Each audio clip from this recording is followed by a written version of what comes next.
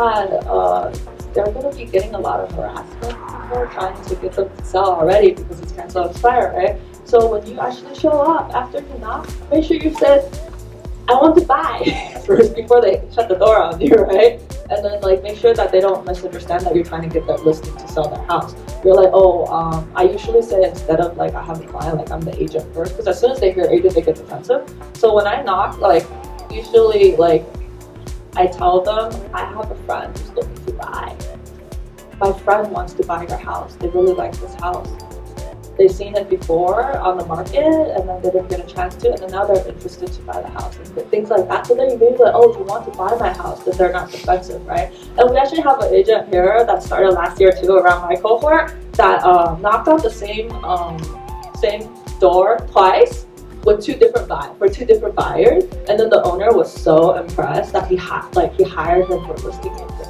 Like you're the only agent that like actually brings right? There, yeah. The keyword that he says, be careful when you present an offer to this expired listing, because you're presenting an offer in your hand. You don't want to look or sound like an agent.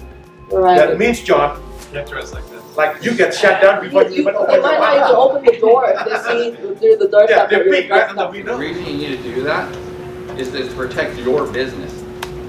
This is about you guys. You guys all work really hard. You're working hard to get the listings. You're working hard to get the buyers. And when you get those buyers, you're trying to build your own business. You know, the longevity of a business. In the next few years, if you lost the loans, just your buddy took a loan to any of these investors who bought it on the back end, you possibly lost a client that you worked really hard to get. You know, the whole idea of, you know, being part of this system is you guys are building a database, a large database, and you want to keep working that. One of the things that we do, because we're a bank, is your clients that are in my database, I service the loans. I'm not selling them to these guys. I'm the one collecting the money. And when they want to do another transaction, it goes back to you guys.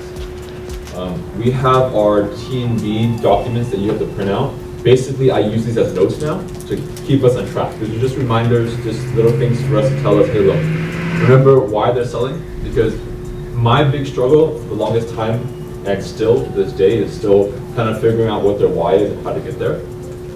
So the equation that we came up with for the why is ultimately going to be what if who. You know, the what's really easy to figure out. The what, they'll generally tell you off the bat what the problem is, right? I want more money, I got to sell because I'm getting divorced, I want to sell because I want a better school, whatever. The what they freely give. The real tie-in and when you need to get down to the nitty-gritty is going to be for the who, you know? They say it's for, you know, when they say that I want money because I want money, you know, it's always going to be for who. Sometimes the who is for themselves. But if you don't know who the who is, it's really hard to tie a net number into that conversation. And that's when you're going to get into pricing conversations and commission conversations that aren't going to lead in your favor, right? If you can't tie it to the who, if there's no emotional attachment to where the money is going to, then it's just going to make it a lot more difficult. So this process is super important, and this is what helps me remind myself to do that. I've done this much work to it, I want to make money there. But they only are doing that and they only have a number in their head is because they want to accomplish another goal. If you can't tie it to another goal, if it's just a floating number out there because they want 500, it's not a strong enough motivation for us to make an impact. So we stay here and we dig until we can get to that true motivation. So like I think she mentioned earlier, like I'm retiring, I just want to take away as much money as I can, right?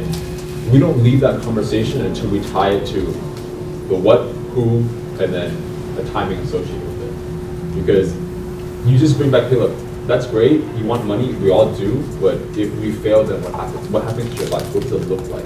You know, what if we can't get there, but we can get to a different step? And we get agreement on that that's an acceptable lifestyle. And then that's what we move forward from that point.